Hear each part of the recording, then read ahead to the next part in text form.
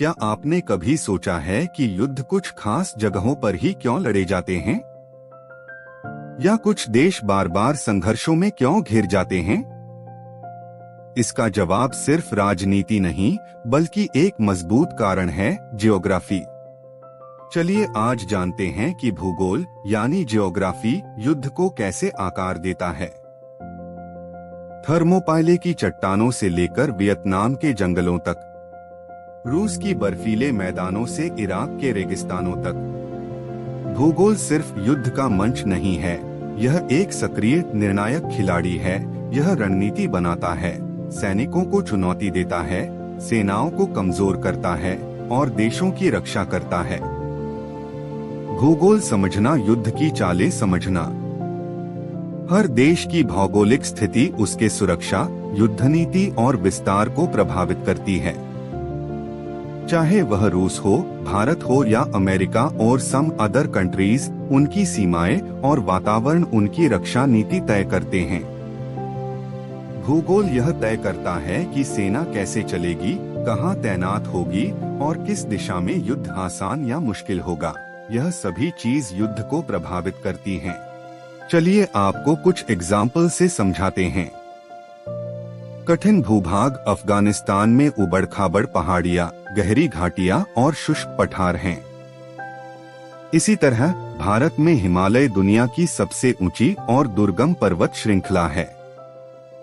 यह इलाका इतनी जटिल है कि बड़ी सेनाओं का यहाँ आसानी से चलना, रसद पहुंचाना और सैन्य अभियान चलाना बेहद मुश्किल हो जाता है। संकरे रास्ते और पास पहाड़ों में अक्सर संकरे रास्ते और दर्रे जैसे खैबर पास होते हैं, जिनसे बड़ी सेनाओं का गुजरना बहुत मुश्किल होता है।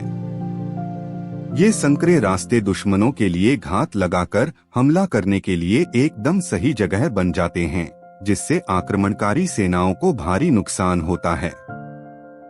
ऊंचाई और मौसम। ऊंची चोटियों पर ऑक्सीजन की कमी और अप्रत्याशित मौसम जैसे अचानक बर्फबारी, भारी बारिश और अत्यधिक ठंड सैनिकों के लिए बहुत खतरनाक होते हैं। आधुनिक सेनाओं को भी इन परिस्थितियों में तालमेल बिठाने में दिक्कत आती है, जबकि स्थानीय लोग इन मुश्किल परिस्थितियों में रहने और लड़ने के आदी होते हैं।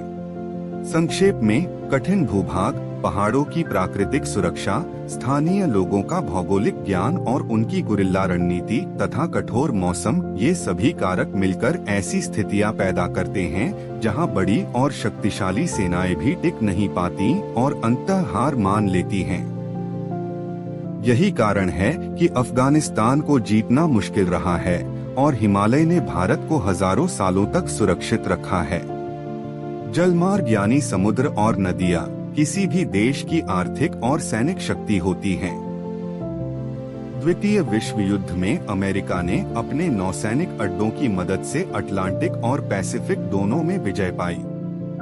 भारत की भौगोलिक स्थिति हिंद महासागर के केंद्र में होने से रणनीतिक रूप से बहुत मजबूत है।